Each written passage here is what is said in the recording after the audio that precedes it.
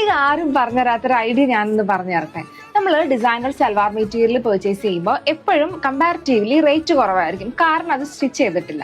ഈ മെറ്റീരിയലിന്റെ കൂടെ കുറച്ച് എക്സ്ട്രാ ഫാബ്രിക് ആഡ് ചെയ്യാൻ നിങ്ങൾ റെഡി ആണെങ്കിൽ നമുക്കത് അടിപൊളി ഡിസൈനർ പാറ്റേൺസ് ആയിട്ട് കൺവേർട്ട് ചെയ്യാൻ പറ്റും. കാണിച്ചു തരട്ടെ. ഇത് ലാമോഹക്കിൽ അവൈലബിൾ ആയിട്ടുള്ള സൽവാർ മെറ്റീരിയൽ ആണ്. ഞാൻ ഇത് വെച്ചിട്ട് കാണിച്ചു തരാം.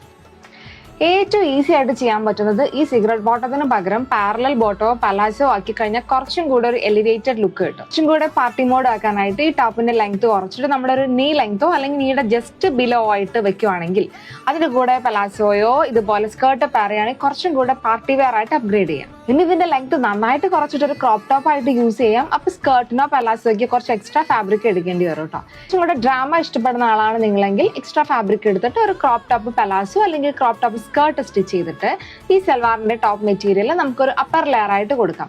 കുറച്ചും കൂടെ അടിപൊളിയായില്ലേ?